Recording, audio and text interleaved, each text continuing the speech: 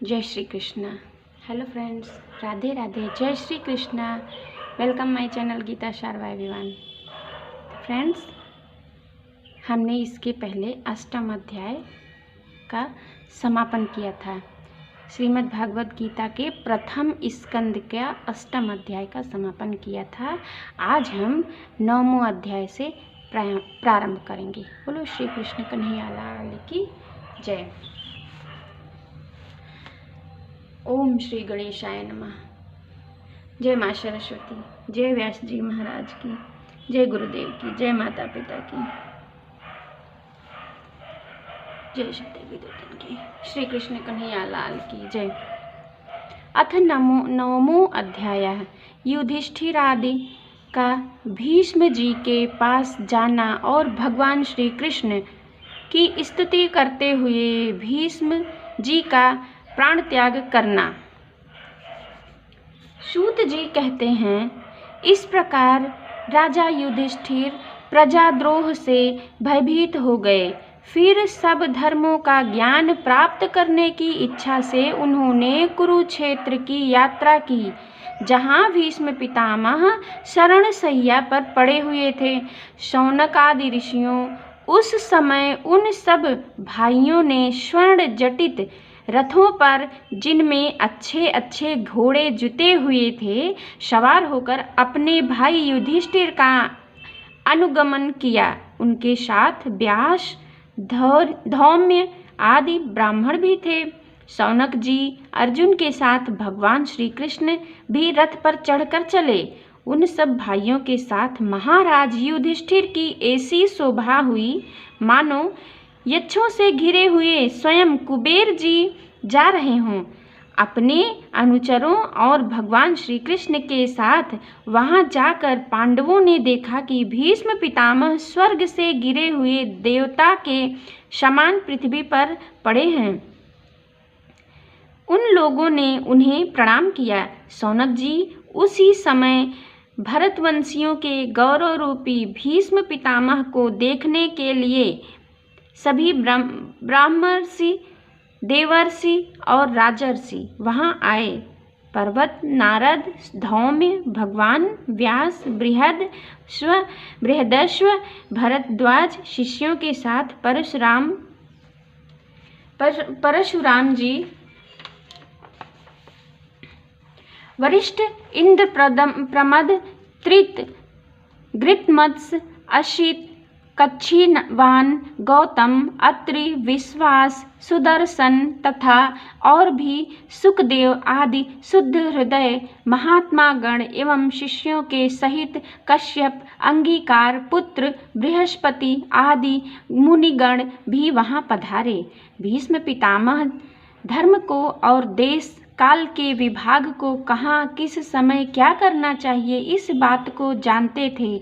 उन्होंने उन बड़ी भागी ऋषियों को सम्मानित हुआ देखकर उनका यथा योग्य सत्कार किया। वे भगवान श्री कृष्ण का भाव भी जानते थे, अतः उन्होंने अपनी लीलाओं से मनुष्यों के वेश धारण करके वहां बैठे हुए तथा जगदीश्वर के रूप में हृदय में विराजमान भगवान श्री कृष्ण की बाहर तथा भीतर दोनों जगहों की पूजा की।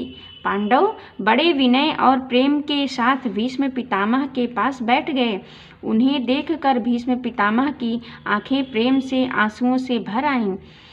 उन्होंने कहा, धर्मपुत्रों, हाय हाय, बड़े कष्ट और अन्याय की बात है कि तुम लोगों का ब्राह्मण धर्म और भगवान के आश्रित रहने पर भी इतने कष्ट के साथ जीना पड़ा, जिसके तुम कदापि योग्य नहीं थे।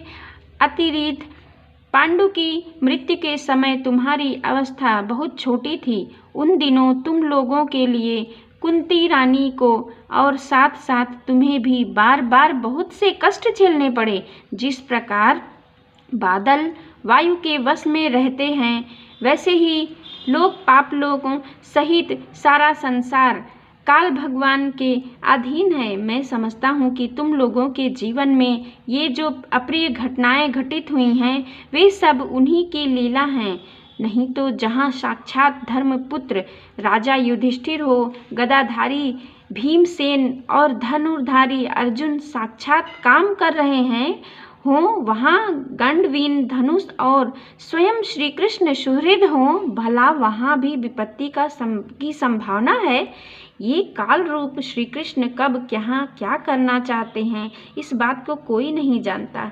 बड़े बड़े ज्ञानी भी इसे जानने की इच्छा करके मोहित हो जाते हैं। युधिष्ठिर, संसार की ये सब घटनाएं ईश्वर के ईश्वराच्छे अधीन है। उसी का अनुसरण करके तुम इस अनाथ प्रजा का पालन करो, क्योंकि अब तुम ही इसके स्वामी और इसके पालन करने में समर्थ हो। ये श्री कृष्ण साक्षात भगवान हैं। ये सबके आदि कारण और परम पुरुष नारायण हैं। अपनी माया से लोगों को मोहित करते हुए ये यदुवंशियों में छिप कर लीला कर रहे हैं।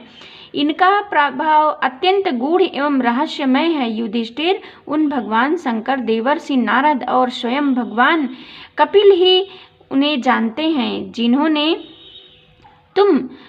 तुम अपना ममेरा भाई, प्रिय मित्र और सबसे बड़ा हितु मानते हो, तथा जिन्हें तुम में प्रेम वंश, अपना मंत्री, दूत और सारथिक बनाने में संकोच नहीं किया। वे स्वयं परमात्मा हैं। इन सर्वात्मा, समदर्शी, अद्वितीय, अहंकारित और निष्पाप परमात्मा में उन ऊंचे नीचे कार्यों के कारण किसी प्रकार की विषमता नहीं होती। युधिष्ठिर, इस प्रकार सर्वत्र सममोह होने पर भी देखो तो सही, वे अपने अनन्य प्रेमी भक्तों पर अपनी कृपा करते हैं। यही कारण है कि ऐसे समय में, जबकि मैं अपने प्राणों को त्याग करने जा रहा हूँ, इन भगवान श्री कृष्ण ने मुझे साक्षात दर्शन दिया है। ओम तत्सत।